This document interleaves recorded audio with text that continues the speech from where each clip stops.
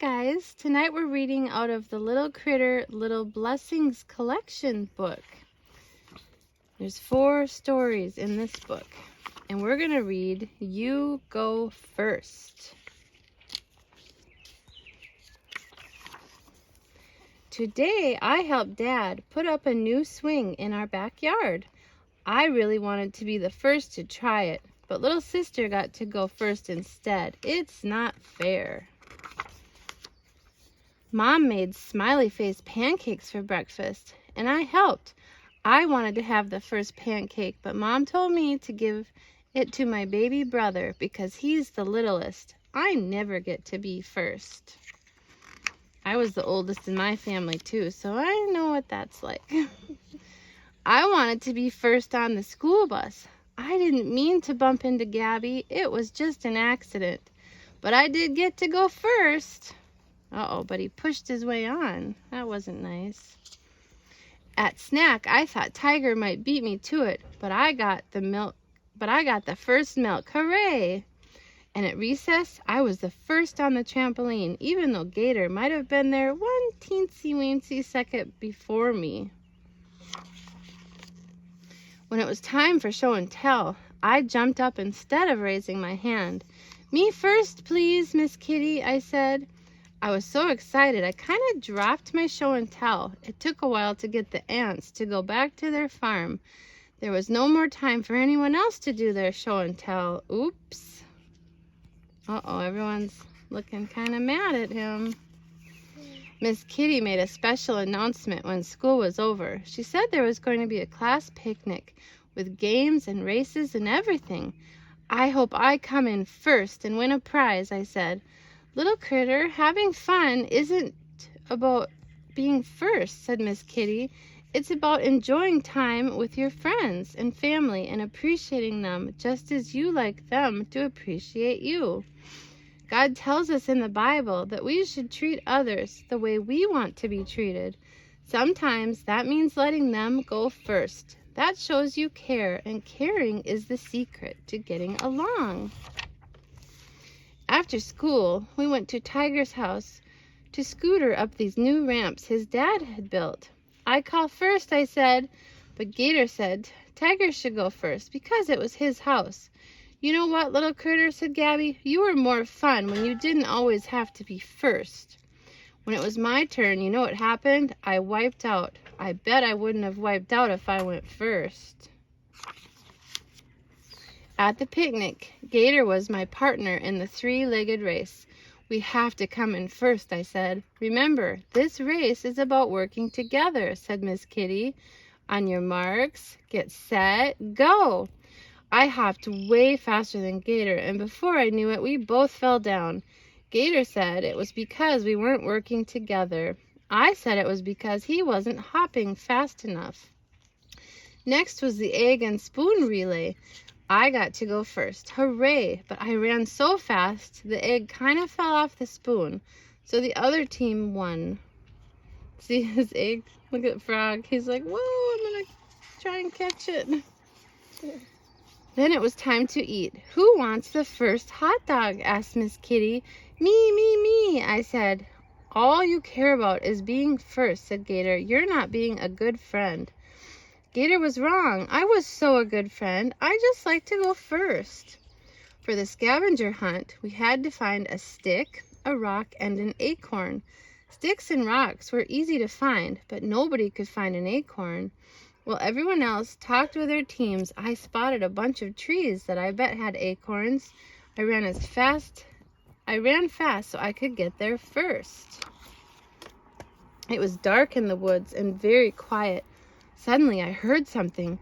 It was a snake. I was so scared I couldn't move. I really wish someone else could go first. But I was all by myself because I'd run away from everyone just so I could be first. Gator was right. I wasn't a good friend at all. The snake hissed. Ah! I ran as fast as I could go. You see the snake? That'd be scary to see in the woods all by yourself. When I got back to the picnic, I was so happy to see my friends. I didn't care if I ever went first again. I thought about what Miss Kitty said about how we should treat others. I wanted to show my friends I cared by treating them the way I would want to be treated. Gator won the scavenger hunt, and I cheered really loud. Look at, he found a stick, a rock, and an acorn. When it was time to get on the bus, I said, "You go first." So Gabby went first. At school, even though I was first at the slide, I said to Timothy, "You go first," and he gave me a big smile. And when we lined up to go in from recess, I said to Gator, "You go first," even though I was line leader. Gator smiled. "You go first," I said to Henrietta at the water fountain. And at home, little sister and I both wanted to go on the swing. I said, "You go first," and I even pushed her. Every time I say to someone, "You go first," you know what happens? They smile, and that makes me feel really good. It's the way I show my friends and family I care about them, just like the Bible says, and that truly is the secret to getting along. Oh, I'm glad he finally figured out that was the right thing to do. In the Bible tonight, we're reading from 2 Kings chapter 2. Elijah goes away. Elijah was the leader of all God's prophets. He did many miracles that showed the power of God.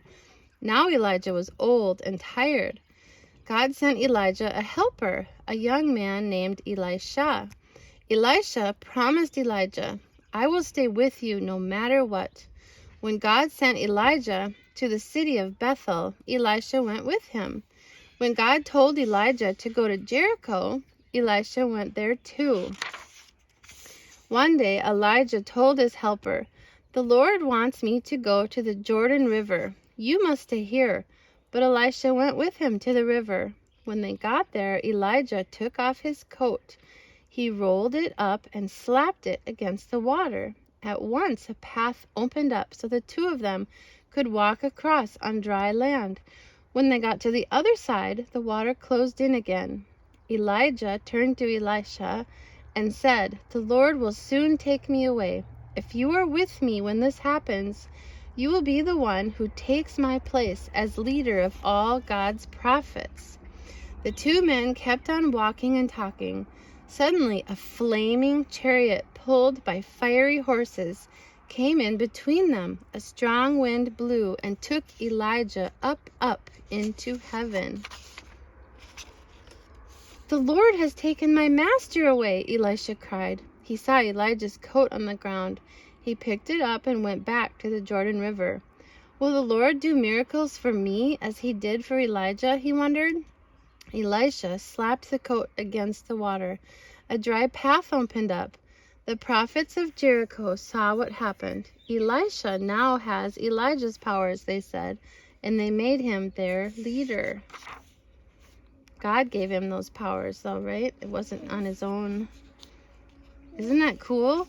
Elijah never had to die. God took him to heaven while he was still alive. It's true. You can read about that in 2 Kings. Isn't that neat? I hope you liked the story tonight, and remember, let someone else go first, and it'll make you feel really good and make you have lots of friends. Good night.